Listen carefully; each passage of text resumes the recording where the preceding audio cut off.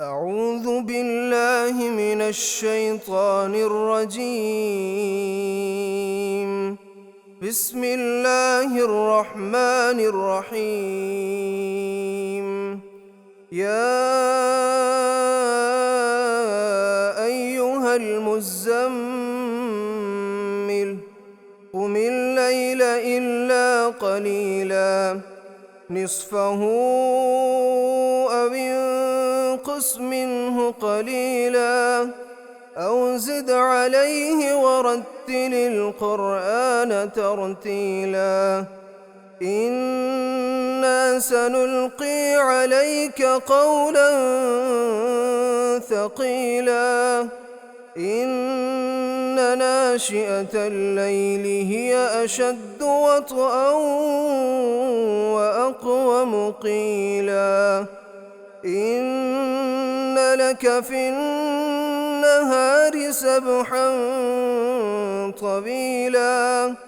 واذكر اسم ربك وتبتل إليه تبتيلا رب المشرق والمغرب لا إله إلا هو فاتخذه وكيلا واصبر على ما يقولون واهجرهم هجرا جميلا وذرني والمكذبين أولي النعمة ومهلهم قليلا إن لدينا أنكالا وجحيما وطعاما ذا غصة وعذابا أليما يوم ترجف الأرض والجبال وكانت الجبال كثيبا مهيلا إنا أرسلنا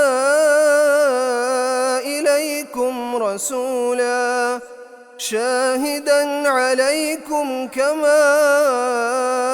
أرسلنا إلى فرعون رسولا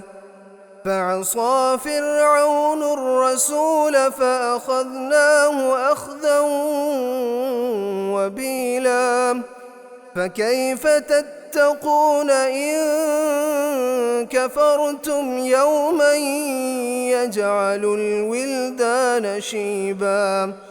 السماء منفطر به كان وعده مفعولا إن هذه تذكرة فمن شاء اتخذ إلى ربه سبيلا إن ربك يعلم أنك تقوم أدنى من ثلثي الليل ونصفه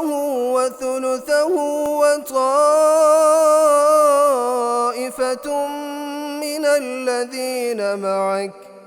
والله يقدر الليل والنهار علم أن لن تحصوه فتاب عليكم فاقرؤوا ما تيسر من القرآن علم أن سيكون منكم مرضى وآخرون يضربون في الأرض يبتغون من فضل الله وآخرون يقاتلون في سبيل الله فاقرؤوا ما تيسر منه وأقيموا الصلاة وآتوا الزكاة وأقرضوا الله قرضا حسنا وما تقدموا لأنفسكم من خير تجدوه عند الله هو خيرا وأعظم أعظم أجرا